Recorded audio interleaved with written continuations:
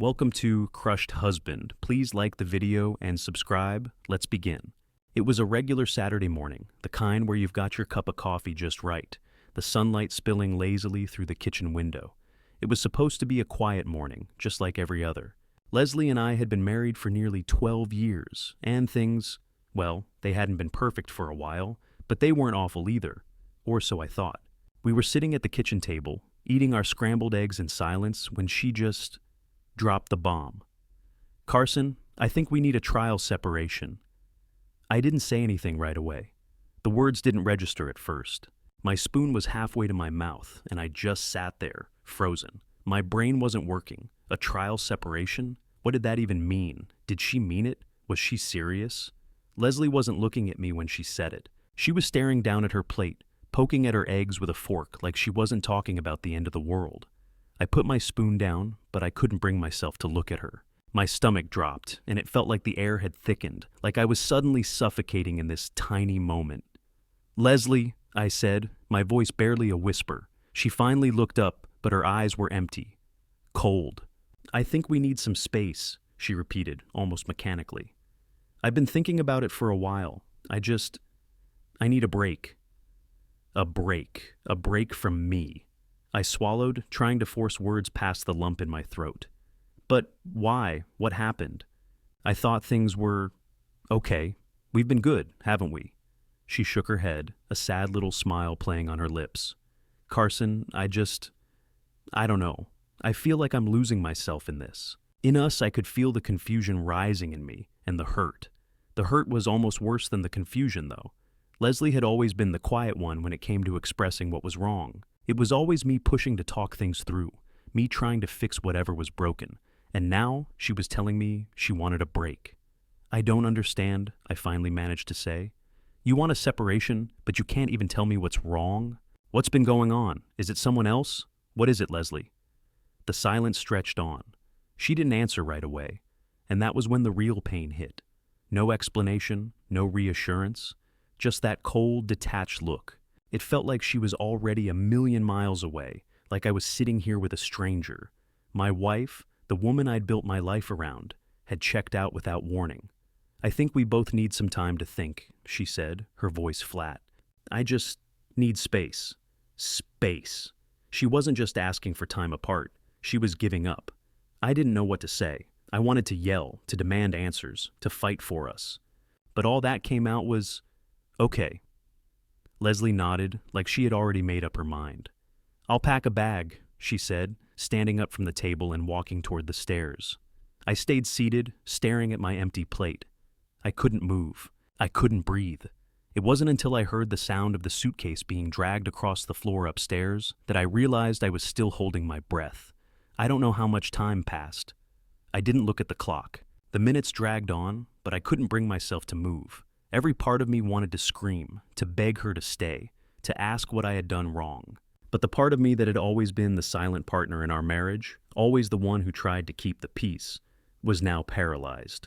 Finally, I stood up, grabbed a few essentials, and left. I didn't know where I was going, but I knew I needed to get out of that house, out of that moment. I didn't tell Leslie where I was going. I didn't need to. I just needed space too.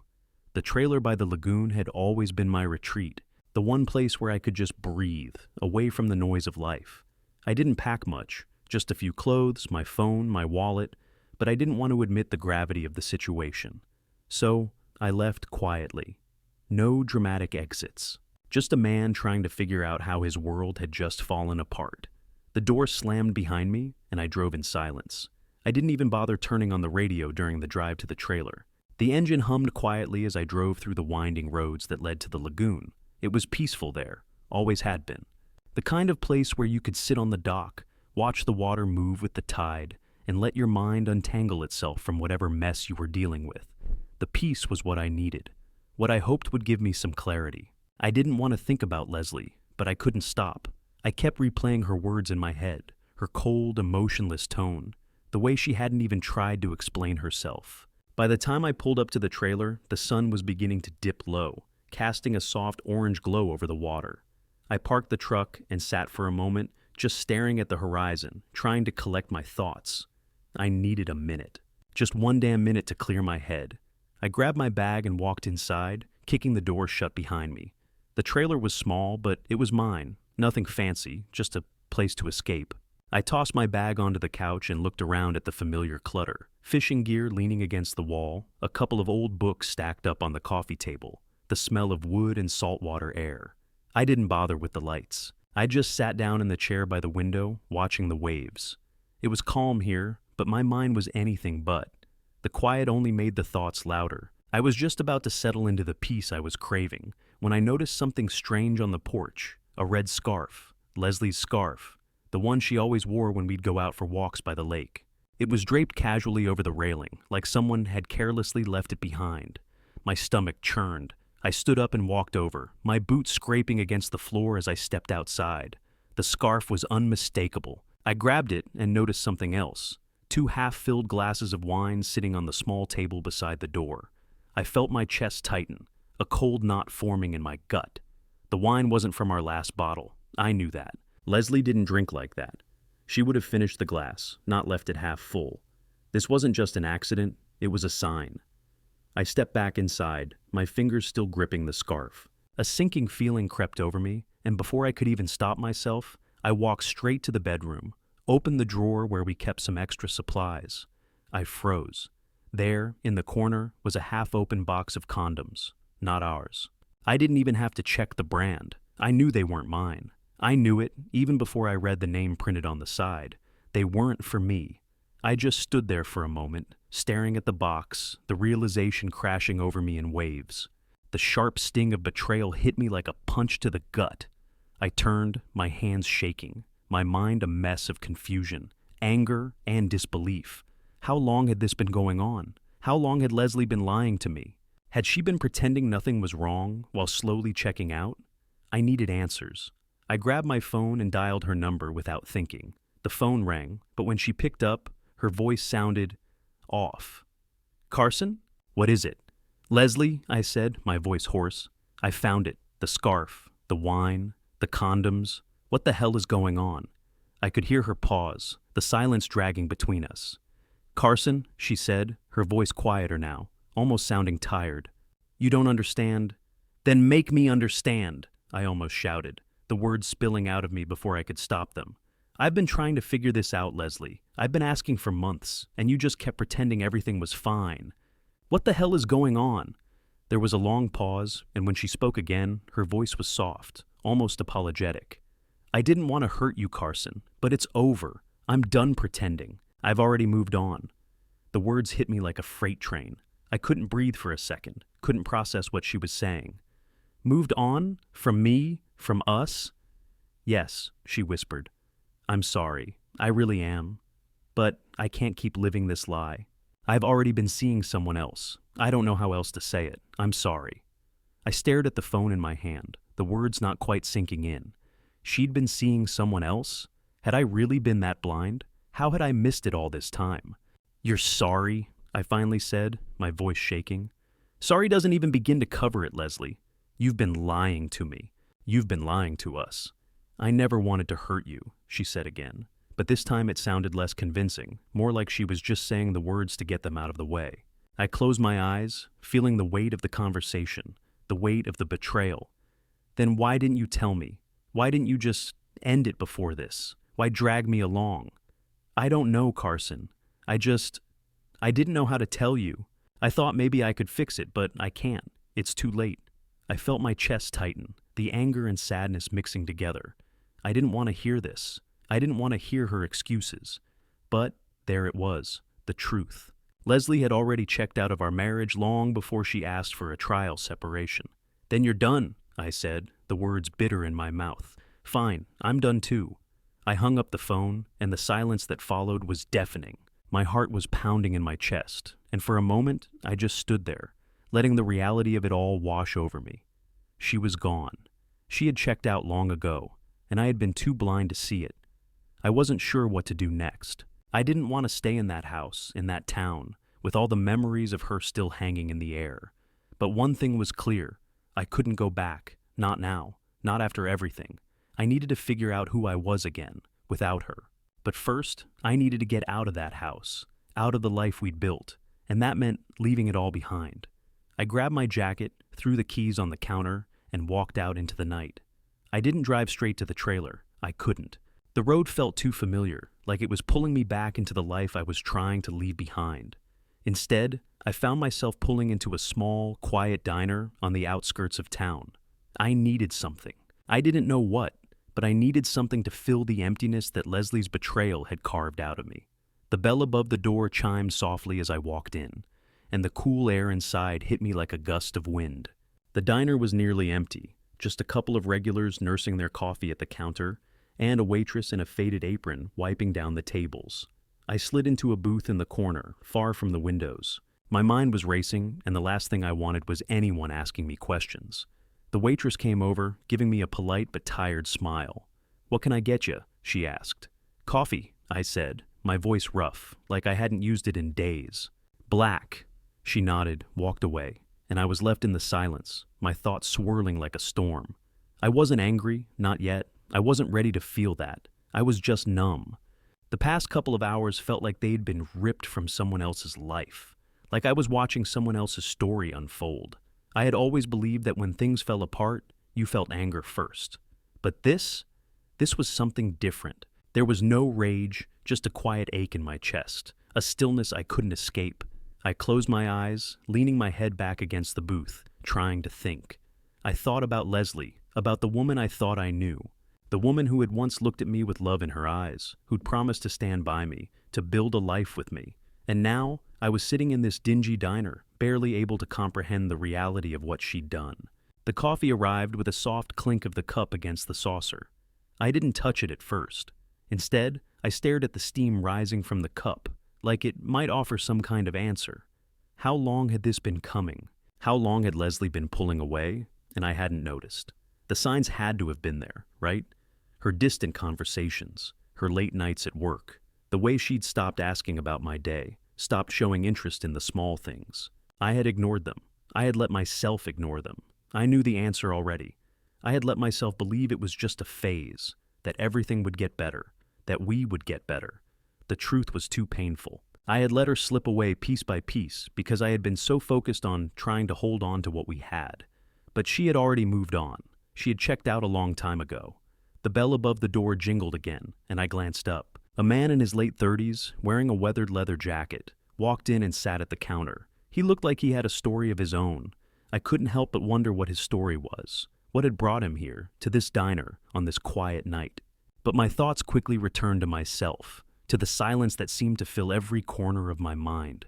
I had been sitting there for what felt like hours when I finally reached for my coffee. It was hot, bitter, and strong, just the way I liked it. I took a slow sip, letting the warmth settle in my chest. For a brief moment, the ache dulled, just a little. I had to face the facts. Leslie was gone. She had already made her decision. The only thing left for me to do now was figure out how to pick up the pieces of my own life. But where did I even begin? I thought about the trailer, my refuge, the place where I went to escape, to be alone. It had always been my sanctuary, the one place where I could think clearly. But now, it felt different. It didn't feel like home anymore. It felt like a reminder of what I had lost.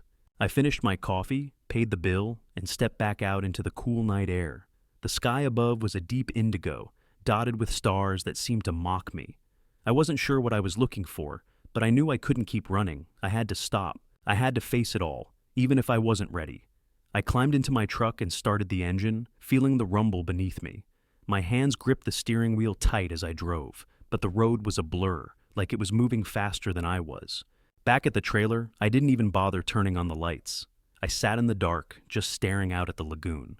The sound of the water lapping at the shore was soothing, but it didn't bring the peace I was hoping for. It didn't fill the emptiness inside me. For the first time, I realized that I was alone, not just physically, but emotionally. I was alone with my thoughts, with the truth that had been staring me in the face for so long. And I didn't know how to move forward from here. The days that followed weren't as dramatic as the initial shock. They were quieter, longer. My life felt like a fogged window I couldn't quite see through. I spent most of the time at the trailer, the silence becoming my only companion. The world outside moved as it always had. But I was stuck in this stillness, trying to make sense of everything that had happened. At first, I just wandered around aimlessly. I didn't know what to do with myself. My work at the boatyard had always been a way for me to escape the chaos of life, but now it felt distant, as if I were just going through the motions. I couldn't focus on anything. I barely managed to get through the basic tasks of daily life. But then, one afternoon, after a restless night of tossing and turning, I found myself sitting at the workbench in the garage. The tools, the plans for the boat I had been designing for months, everything was still there, waiting. I reached out to pick up the rudder I had been shaping. It had started out as a simple task, something to get my mind off things. But now, as my hands worked the wood, smoothing out imperfections, it felt like I was doing something real, something tangible. For the first time in days, I felt a flicker of control, something I could hold on to. I hadn't realized how much I missed this, how much I had neglected it. Boat building had always been my escape, my passion. But somewhere along the way, I'd let it fall to the background, buried under the weight of life, under the weight of her. As I worked, the repetitive motion of sanding the wood, carving the edges, it was like everything else faded away. I didn't think about Leslie. I didn't think about the mess I was in. All I could focus on was the boat, the small piece of creation I could control. It was a welcome distraction. I lost track of time. Hours slipped by, unnoticed. The shape of the rudder began to take form, sharp and precise, and with each stroke of my hand, I felt a bit of the weight lift off my chest. I wasn't ready to fix everything, to move on from Leslie yet. But for the first time since she left, I felt like I was doing something that mattered. When the sun finally dipped low and the light in the garage grew dim, I sat back and surveyed the rudder. It wasn't perfect. There were small flaws, little imperfections only I would notice. But it was mine. I had made it, one step at a time. I took a deep breath, feeling something that had been missing for weeks. Peace. I wasn't ready to fix everything yet. I wasn't ready to jump into the next chapter of my life. But I realized I didn't need to fix everything all at once. The boatyard, the work, the craft. It gave me something I hadn't realized I'd lost. It gave me a sense of purpose. I grabbed a pen and a scrap of paper and began sketching. It wasn't a full design. It wasn't a plan. It was just lines. The beginnings of something new. A boat, something to build for myself. It was a small step, but it was a step forward. The air outside had cooled by now, and the quiet of the evening wrapped around me like a blanket. I could hear the sound of the water from the lagoon, a soft reminder that things would keep moving, even if I didn't know exactly where I was headed yet. I stood up and stretched, feeling the stiffness in my back. I glanced around the small trailer, this place that had always been my retreat, my solitude. And for the first time, it didn't feel so lonely. It felt like a beginning, like I could start something new here, even if it was just for myself. I had no idea where the road ahead would lead, but I knew one thing. I wasn't going to sit in the silence and wait for things to fall into place. I was going to build, one piece at a time. The boat, the sketches, the craftsmanship. It was more than just work. It was a chance to rebuild, to refocus on what made me me, and that, for now, was enough. As the night settled in, I turned off the light in the garage and grabbed my jacket. The chill in the air was refreshing, the kind that makes you feel alive. I stepped outside, heading toward the dock, to sit by the water for a moment. I didn't have all the answers. I didn't know what tomorrow would bring. But as I sat by the water, listening to the quiet lapping of the waves, I realized something. I could do this. I could find my way. I just had to keep moving, keep creating, keep building. And maybe, just maybe, I'd find my peace again. The days passed by in a blur, each one blurring into the next as I threw myself deeper into work, trying to forget about the emptiness that had taken root after Leslie left. The boat was coming along nicely, though. Every time I put my hands on the wood, shaping it, sanding it, I felt like I was slowly pulling myself back together. Each step was like building a bridge from the past to the future, though I didn't quite know what that future looked like yet. It was during one of these quiet afternoons that I had an idea. I had always enjoyed teaching, back when I was younger, helping my buddies learn the ropes at the boatyard. And over the years, I had seen so many young people drift through the area looking for purpose, looking for something to do with their time. That was it. The idea hit me like a spark. Why not take what I had learned and pass it on? Why not offer a chance for those who didn't have anything else to hold on to? Something to build, something to create. It wasn't a big leap from what I had been doing, but it was a leap forward. It was a way to make something meaningful out of this brokenness. I could teach boat building, show some young folks how to craft something from scratch, something real. It wasn't just about boats, it was about giving people purpose, teaching them a trade, showing them the value of their own hands. I pulled out the pen and paper from the night before, the rough sketches of the boat still on the desk, and scribbled down an idea: an apprenticeship program. A place for kids to come and learn the craft, gain some skills, and maybe, just maybe, find something that could anchor them in the world. The next few days were spent setting it all up. I made a few calls, put up some flyers at the local coffee shops and on bulletin boards around town. I didn't know if anyone would be interested, but it didn't matter. It was something I could give to the community, something to put my energy into, something that would take me out of my own head. A week later, I got my first response. "Hi, I saw your flyer about the apprenticeship program. I'm really interested. My name's Emma." The message was short and to the point, but it was all I needed to see. I sent her a quick reply, set up a time to meet, and started clearing out some space in the workshop. The day Emma showed up, I had no idea what to expect. She was tall, with short-cropped hair and a worn-out denim jacket. She looked younger than I had imagined, maybe 16 or 17, with a quiet demeanor and a pair of wide eyes that seemed to take in everything around her. There was a nervousness about her, the kind of nervousness that comes from stepping into something new, something unknown. "Hey, I'm Carson," I said as I shook her hand. "Glad you came out. You ever worked with wood before?" She smiled shyly, shaking her head. "Not really. I mean, I've done some art projects, but nothing like this." "That's good enough," I said. "Come on, let's get started." I showed her around the workshop, introducing her to the tools, explaining how everything worked. I could tell she was eager to learn, but there was a hesitation in her movements, like she wasn't entirely sure if she belonged here. I could relate to that. I had felt the same way when I first started out, unsure of myself, unsure of what I was doing.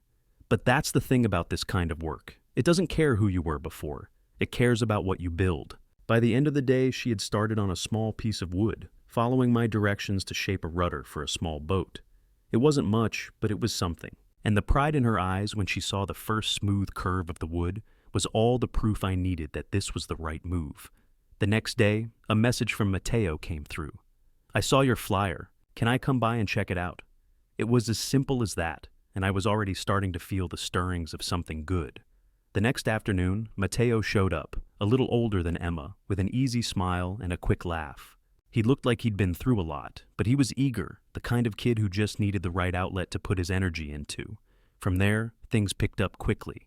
Mateo and Emma started showing up regularly, eager to learn, asking questions, soaking it all in. They were getting better, faster, more confident with each new piece they worked on. There was something magical about seeing them create something with their hands. And it felt good. It felt right. After a week or so, I found myself looking forward to the afternoons when they'd show up, when the workshop would fill with the sound of sanding, hammering, the quiet hum of hard work. I found myself teaching again, guiding them through the motions of creating something real. It felt like I was building something again, not just the boats, but the connection between us, between me and the kids who had wandered into my world. And as time went on, I started noticing something else. They weren't just learning boat building, they were learning to believe in themselves. Emma, who had come in shy and uncertain, was now confidently sanding her own piece of wood without needing help. Mateo, who had been a little too quick to give up, was now pushing through the tough parts, showing a quiet determination I hadn't seen before. There was a moment one afternoon, while I was showing Mateo how to use the saw, that I realized how much this had already changed me. I was no longer just the man who worked alone in a small trailer by the lagoon. I was part of something bigger now. I was mentoring, guiding, giving something to these kids that would stick with them. It wasn't just about teaching them a trade. It was about showing them that they had value, that they could create something that mattered. That feeling was addictive. And for the first time in a long while, I felt like I was doing something with purpose. I wasn't just building boats anymore. I was building lives. And that felt better than anything I had ever done before. As the weeks went by, Emma, Mateo, and I worked together more and more. And the sense of purpose I had been searching for began to take shape. And with it, a small flicker of hope that maybe, just maybe, there was more to my future than I had ever imagined.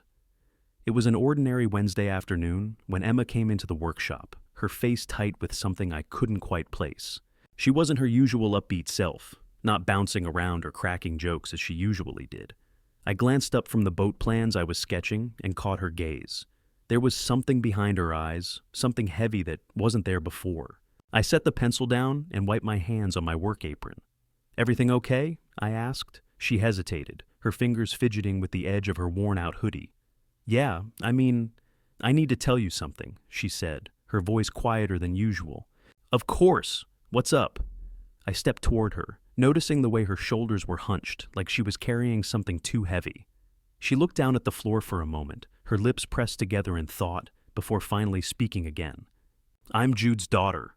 I froze. Her words hung in the air between us, like a brick dropped in water, ripples spreading outward with no way to stop them.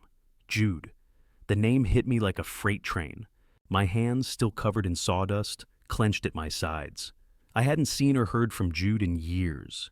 He had been a part of my life once, a friend, someone I had trusted, before everything fell apart. I had tried to move on, but the memory of him, of the betrayal, still stung in places I didn't like to think about.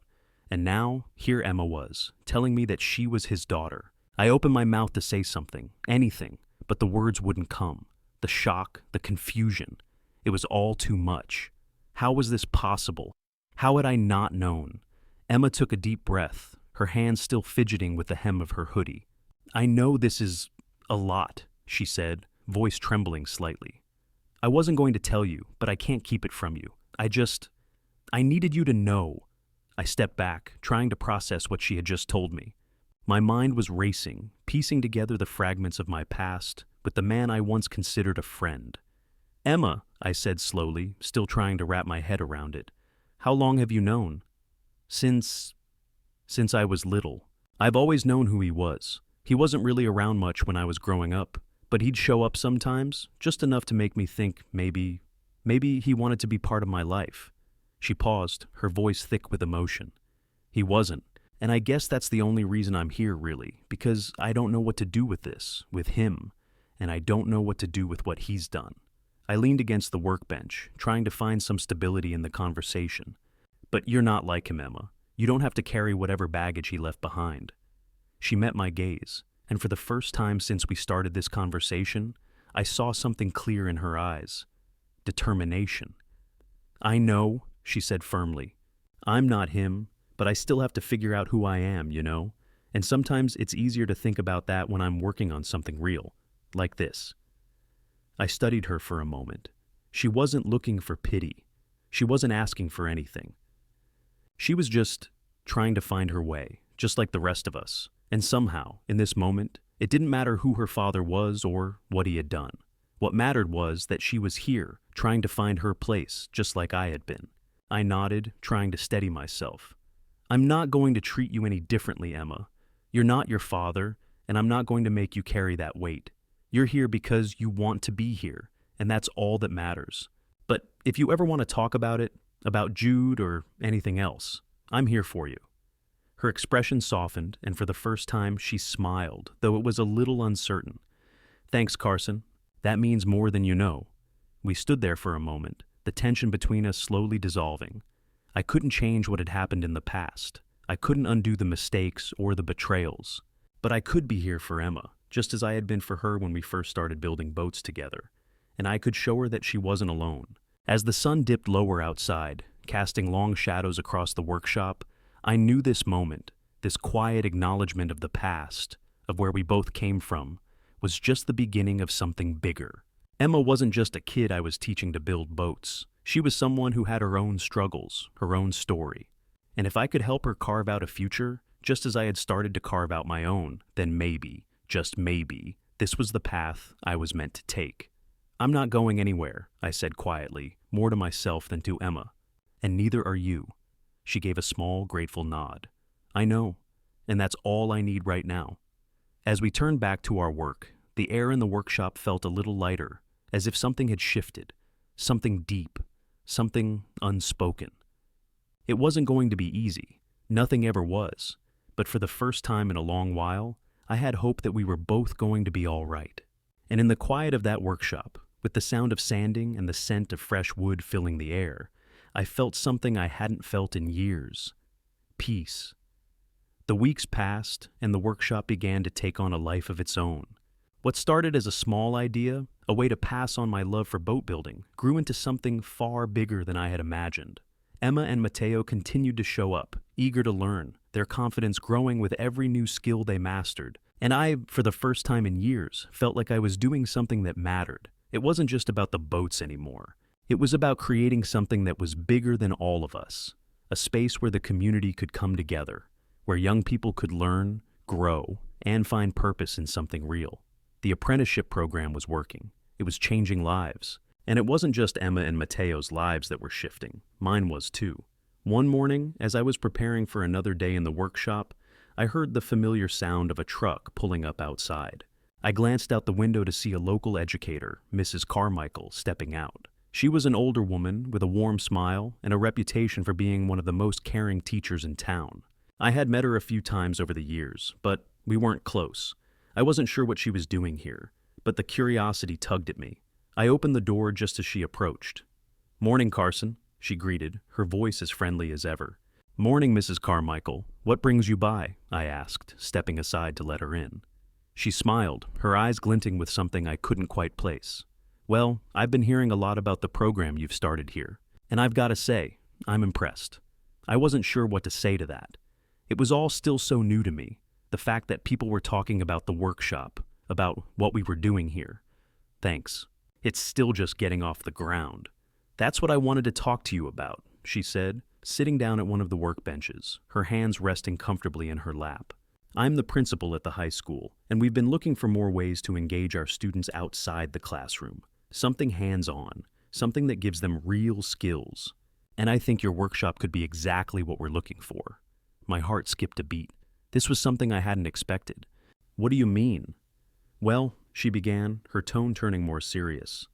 "We've got a lot of kids at the school who don't necessarily thrive in a traditional classroom setting. They need something more practical, something they can put their hands on and feel like they're accomplishing something. I think your apprenticeship program could be the perfect fit. Not just for students who want to learn boat building, but for those who need structure, who need something to focus on, something real." I let her words settle in. I hadn't thought of it like that. Sure, I'd started this program with the hope that it might teach a few kids some new skills. But this was something bigger. This was about helping kids who were struggling to find their place in the world, giving them a chance to find something they could be passionate about, something that mattered. "That sounds amazing," I said, my voice a little rough. "But I don't have the resources for something like that. The space, the equipment, the time. It's just me, really." Mrs. Carmichael nodded thoughtfully. "I understand. But what if we helped? What if the school provided some resources? Maybe even some funding? And in return, your program could become a part of our after-school curriculum. We can work out the details, of course. But I really think it could be something special, something that could change lives." I didn't know what to say. My mind was spinning. I had always kept to myself, always worked alone. But now I was being given an opportunity to expand, to reach more people, to do more than I ever thought I could. After a long pause, I finally spoke. "I don't know what to say. I've been so focused on just getting by here.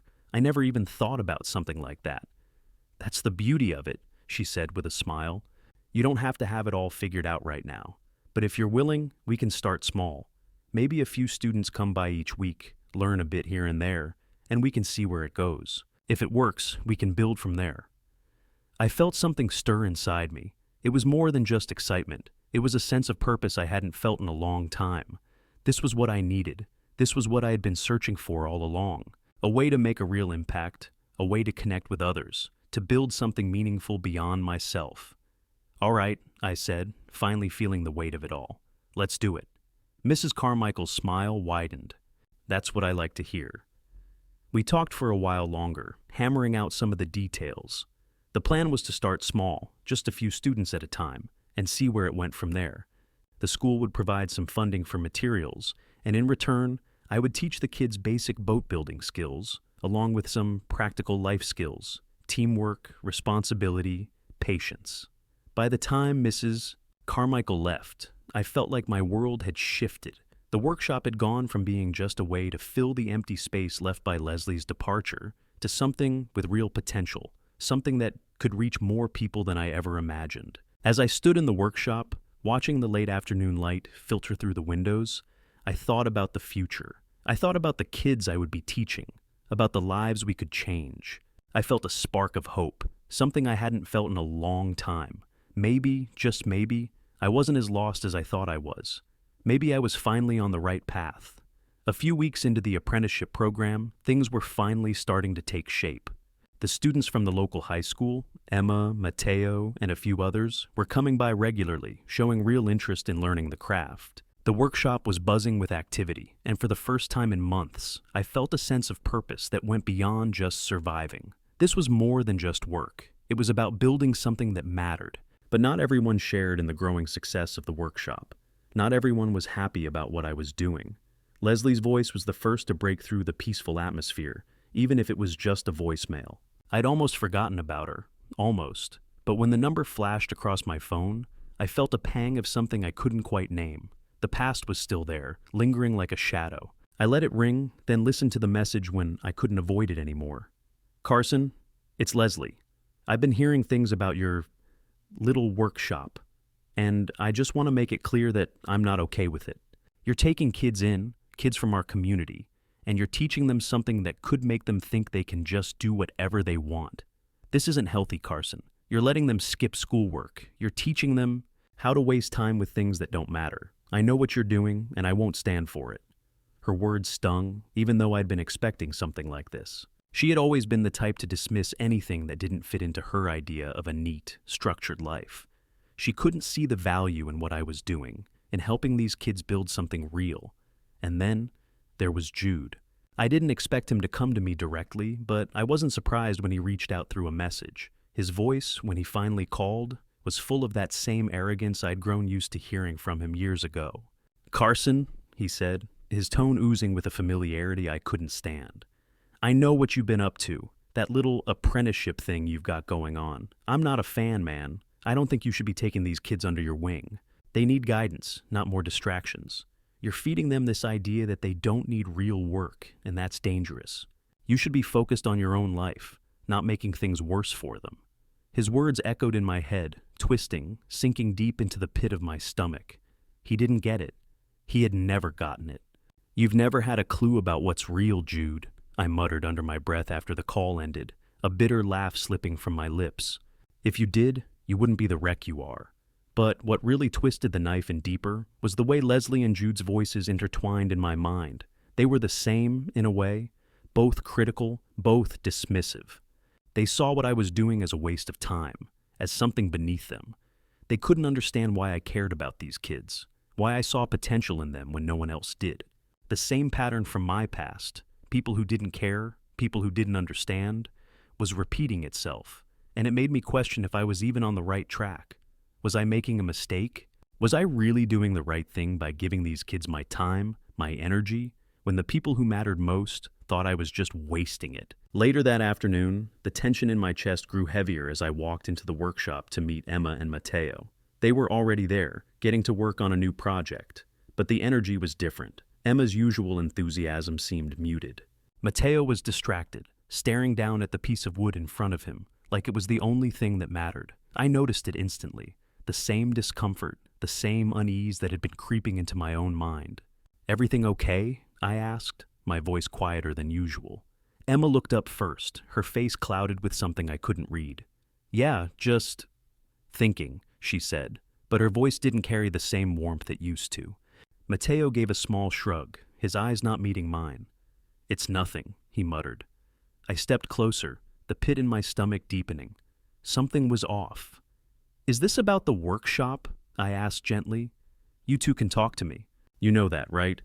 Emma exchanged a quick look with Mateo before turning back to me, her shoulders slumping slightly.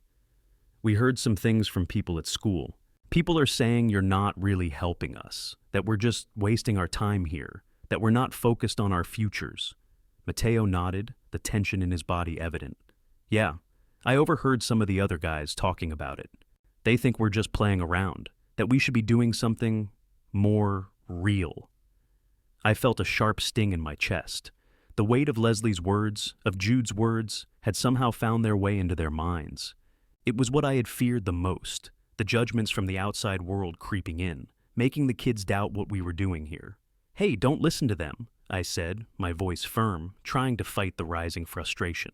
"What we're doing here is real. You're learning something that you can take with you, something that's practical, something that actually means something. Who cares what anyone else thinks? This is your future, not theirs. Emma bit her lip, not convinced. I know, she said softly. But when you hear it from everyone else, it's hard not to start doubting. Mateo exhaled sharply. Yeah, it's like we're just taking up space. Like no one thinks we can actually do anything worthwhile. They make it feel like we're wasting time just learning how to build boats. I wanted to scream, wanted to yell at the world for putting these doubts in their heads, for making them feel like they weren't good enough. But I couldn't.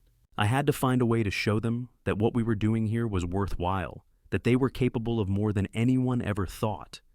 Listen, I said, more calmly now, kneeling down to meet them at eye level. I know it's hard. I've been there. But what you're doing here matters. It's not about what people think. It's about what you think. You don't need anyone's approval to build something great. They looked at me, their faces softening just slightly, but I could tell they were still unsure. It was going to take time. I knew that. But as I stood up, I realized something. I wasn't just fighting for the workshop, for the kids.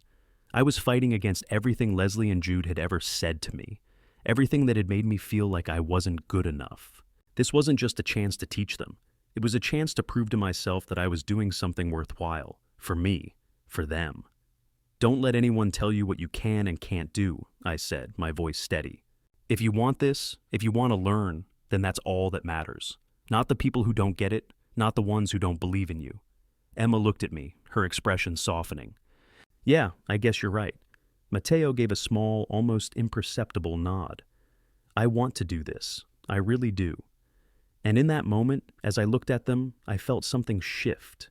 It wasn't just about proving anything to anyone else.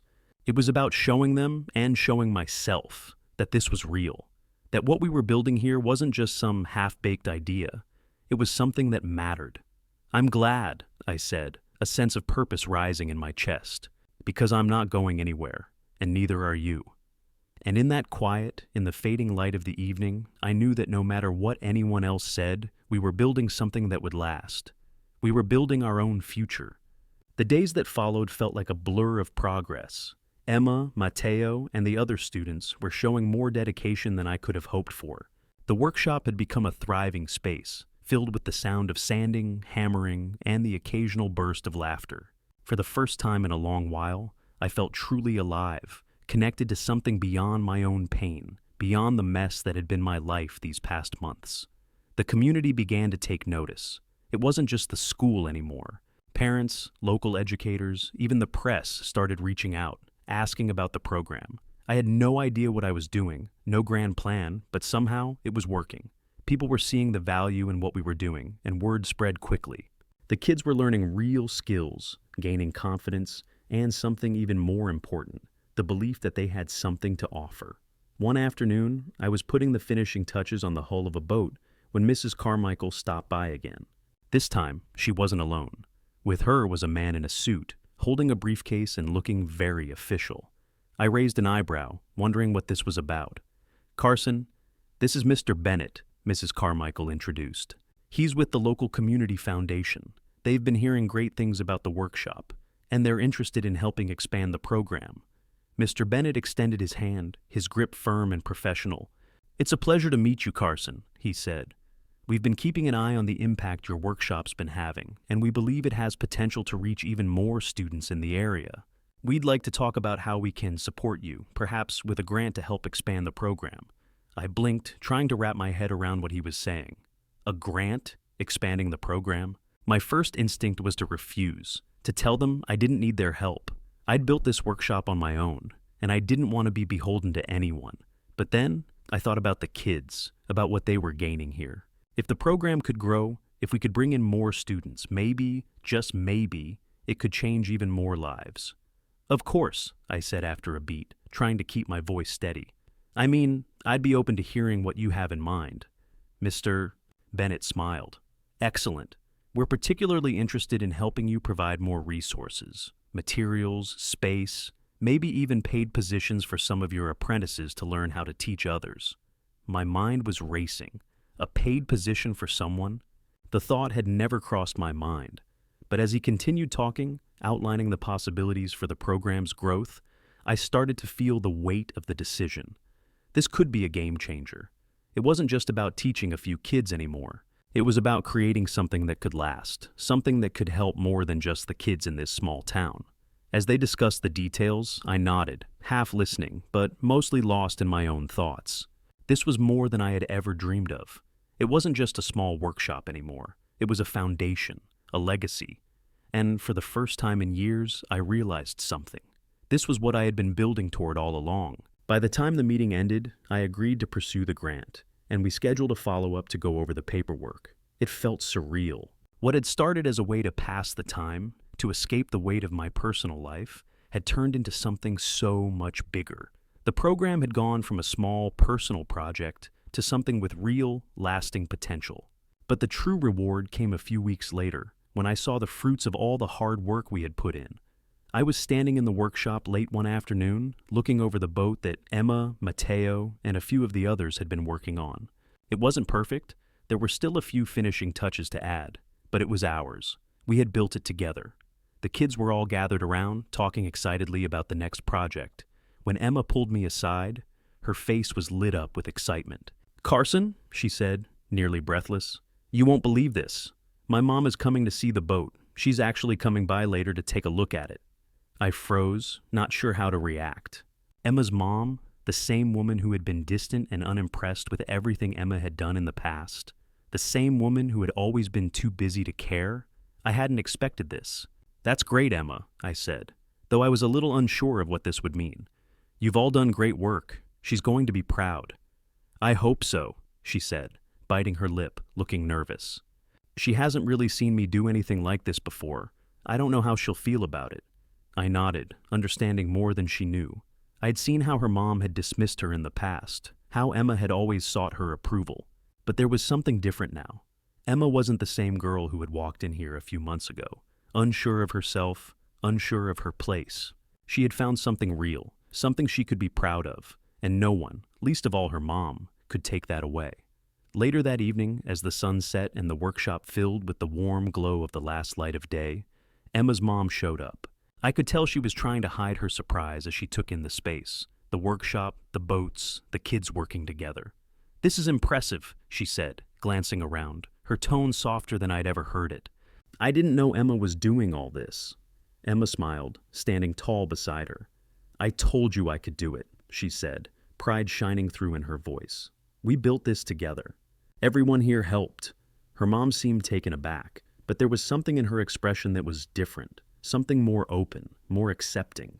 She walked over to the boat they had been working on, inspecting the craftsmanship, her fingers brushing lightly over the smooth edges. "I'm proud of you, Emma," she said quietly, almost as if the words surprised her. "This is really something." I stood back, letting them have the moment. I didn't need to be the one to say anything. Emma had done this on her own, with the support of the workshop, with the skills she had learned, and now her mom was seeing it too. As the evening went on, more people from the community came by. Parents, teachers, local business owners. They all saw what I had been building, what we had all been building. And as I looked around at the faces of the kids, at the pride in Emma's eyes, at the way they had come together, I felt something stirred deep inside me. This wasn't just about boats anymore. This was about changing lives. This was about creating something that would last, something bigger than any of us. And it was just the beginning. I didn't need Leslie's approval. I didn't need Jude's approval. The community had already shown me that the work we were doing mattered, and for the first time in years, I felt like I was finally creating a legacy, a new future.